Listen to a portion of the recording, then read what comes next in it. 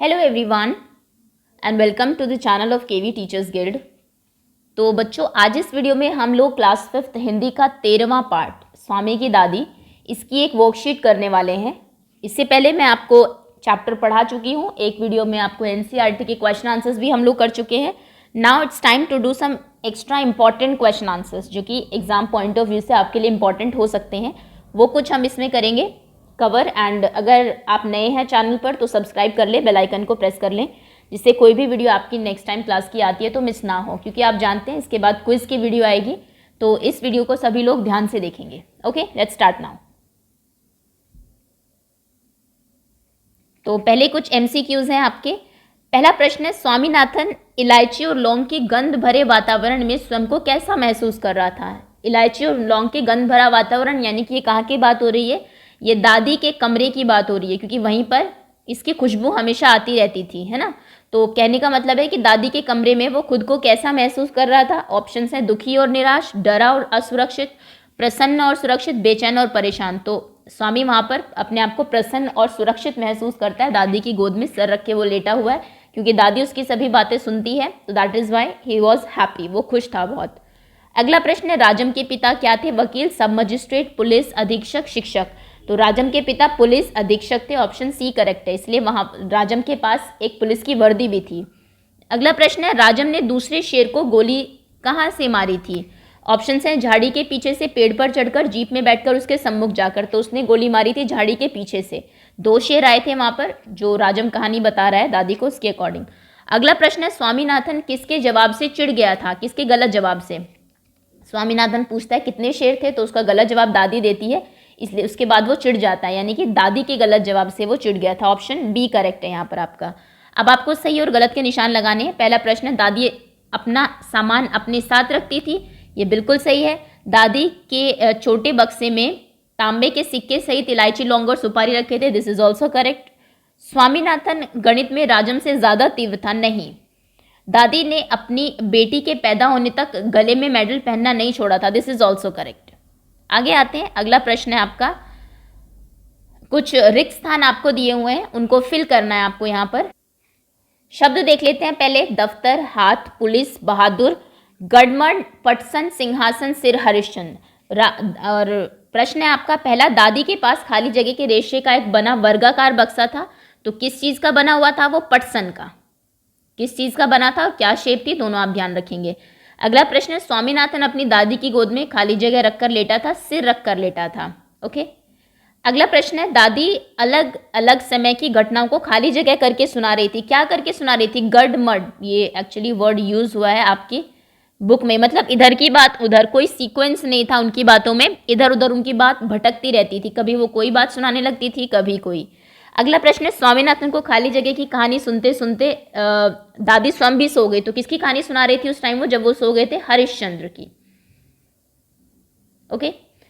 अगले प्रश्न पर आते हैं, गद्यांश पढ़ के उत्तर दीजिए। ये आपके एग्जाम में पहला क्वेश्चन होता है जो पठित गद्यांश आता है, एक आपको गद्यांश दे दिया जाएगा, इसलिए मैं हर चैप्टर में आपको गद्यांश की प्रैक्टिस जरूर कराती हूँ। और बहुत आसान प्रश्न होता है, जनरली बच्चे इसको छोड़ देते हैं, करना कुछ नहीं है आपको, इसको पढ़ के जो क्वेश्चन है उसी के उत्तर देने, उत्तर भी आपको ऊपर गद्यांश में ही मिल जाते हैं। तो देखिए पहला प्रश्न है आपका, दादी ने इसका पहले पढ़ लेते हैं। दादी ने इसका समर्थन किया और हरिश्चंद्र की कहानी सुनाने की बात कही, जिसने वचन का पालन करने के लिए सिंहासन, पत्नी और बच्चे को खो दिया और अंत में उसे सब कुछ वापस मिल गया, अपनी सच्चाई के कारण, अपने वचन पालन के कारण। उसने कहानी अधूरी ही सुनाई थी कि स्वामीनाथन खर्राटे लेने लगा, दादी भी रुक रुक कर बोलने लगी, फिर वह भी सो गई। कहानी एक्चुअली खत्म होती है, लास्ट पैराग्राफ है ये। प्रश्न देखिए क्या है, दादी ने क्या खोकर भी हरिश्चंद्र ने क्या खोकर भी अपने वचन का पालन किया, तो क्या खोकर भी, अपना सिंहासन, पत्नी और बच्चे को खोकर भी, ये तीनों चीजें आप यहाँ पर लिख देंगे, सिंहासन, पत्नी और बच्चा। अंत में हरिश्चंद्र के त्याग का उन्हें क्या परिणाम मिला, क्या परिणाम मिला कि अंत में उन्हें सब कुछ वापस मिल गया। स्वामीनाथन हरिश्चंद्र की पूरी कहानी क्यों नहीं सुन पाया, क्योंकि वह बीच में ही सो गया। हरिश्चंद्र की कहानी वो इसलिए नहीं सुन पाया क्योंकि वो खर्राटे लेने लगा था, बीच में ही सो गया था।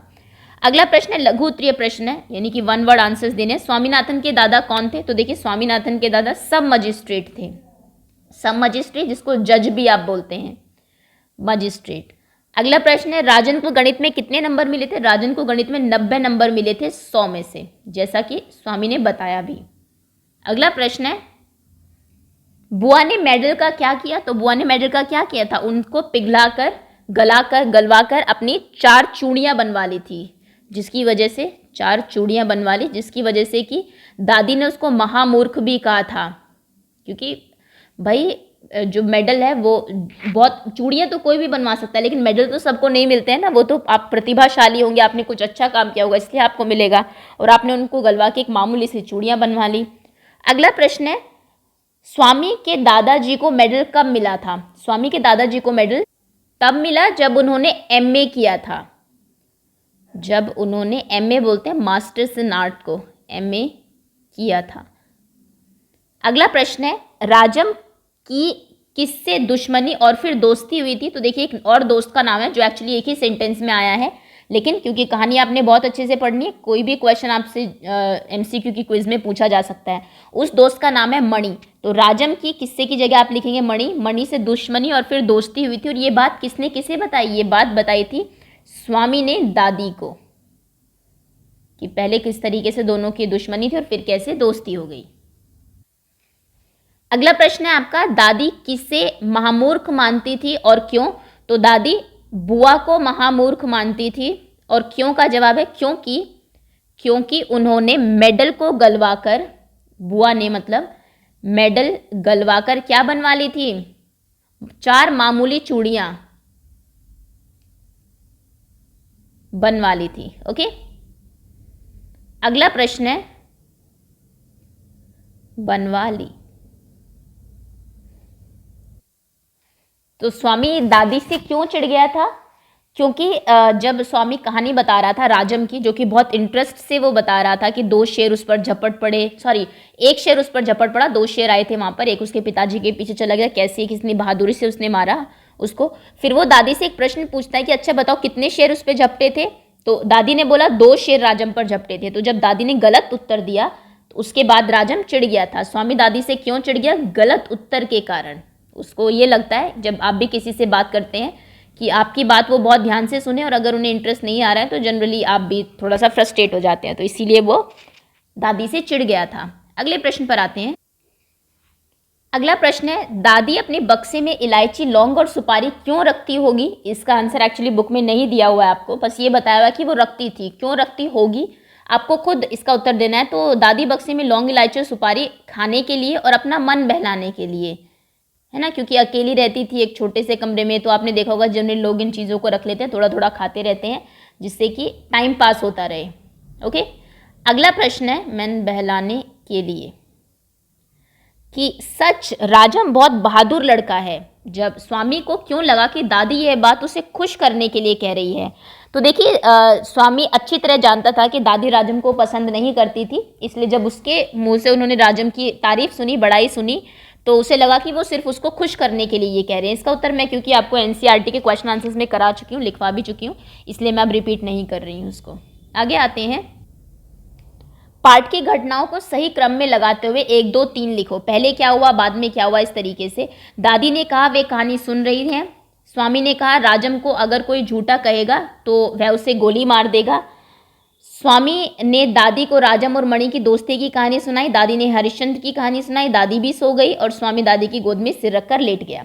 तो देखिए सबसे पहले क्या होता है, कहानी जब शुरू होती है इंट्रोडक्शन के बाद कि कमरा कैसा है, दादी है, स्वामी है, सबसे पहले ये बताया गया कि स्वामी दादी की गोद में सर रख के लेटा हुआ है, और खुशबू जो वहाँ पे लौंग इलायची की आ रही है उसमें वो बहुत अपने आप को प्रसन्न महसूस कर रहा है। उसके बाद स्वामी दादी को बताता है कि राजम कितनी ऊंची चीज़ है, और पहले दुश्मनी की मणि के साथ और फिर दोस्ती की कहानी सुनाता है, यानी कि दूसरे नंबर पर ये किस्सा होता है, सेकंड। तीसरे नंबर पे जब राजम को लगता है कि दादी कहानी नहीं सुन रही है तो दादी कहती है कि नहीं वो कहानी सुन रही है। उसके बाद राजन खुश होता है और कहता है कि कोई भी अगर उसे झूठा कहेगा तो वो उसको गोली मार देगा। उसके बाद दादी हरिश्चंद्र की कहानी सुनाती है आखिर में, जिसको सुनाते सुनाते राजन खर्राटी लेने लगता है और फिर दादी भी सो जाती है। तो ये सीक्वेंस है आपका करेक्ट। ओके, ये भी प्रश्न जनरली देखा गया, एग्जाम में पूछ दिया जाता है। जब कहानी बहुत लंबी हो आपको कुछ सेंटेंसेस दे दिए जाते हैं स्टोरी के, फिर आपको उनको कहानी में जिस क्रम में वो घटनाएं घटित हुई है उसके अकॉर्डिंग लगाना पड़ता है। ओके, अगला प्रश्न है, लिंग बताने हैं आपको, इनके कुछ शब्द आपको दिए हैं। बिस्तर, देखिए ये क्योंकि एनसीईआरटी में दिया हुआ है इसलिए क्वेश्चन वर्कशीट में भी डाल दिया गया है। ये बिल्कुल आपसे पूछा जा सकता है। बिस्तर जो है आपका ये एक पुल्लिंग शब्द है। अगला प्रश्न है वचन। वचन भी आपका एक पुल्लिंग शब्द है। दो ही लिंग होते हैं हिंदी में, स्त्रीलिंग एंड पुल्लिंग। कल्पना आपका स्त्रीलिंग है। जंगल पुल्लिंग है, देखने बात करने में से ही पता लग रहा है आपको जंगल की जब बात होती है। चादर, चादर स्त्रीलिंग है। चादर ओढ़ ली, है ना, ली, लिया नहीं। कहानी आपकी स्त्रीलिंग है। ओके, स्त्रीलिंग। अगले प्रश्न पर आते हैं। निम्नलिखित शब्दों को संज्ञा भेदों के आधार पर छांटकर, क्योंकि जब भी हम कुछ क्वेश्चंस करते हैं वर्कशीट में तो मैं आपको इंग्लिश और हिंदी दोनों में कुछ ग्रामर का पोर्शन जरूर कराती हूँ। तो देखिए कुछ शब्द आपको दिए हुए, इनको आपको छांट के तीन प्रकार जो होते हैं संज्ञा के, व्यक्तिवाचक, जातिवाचक, भाववाचक, इनमें अलग अलग आपको बांटना है। तो यहाँ पे आपके दो क्वेश्चन प्रिपेयर हो जाते हैं। एक तो आपको संज्ञा के भेद पता लग गए। व्यक्तिवाचक किसी का नाम है, किसी एक व्यक्ति की बात हो रही है। जातिवाचक किसी एक पूरी जाति की बात हो रही है। और भाववाचक जो कि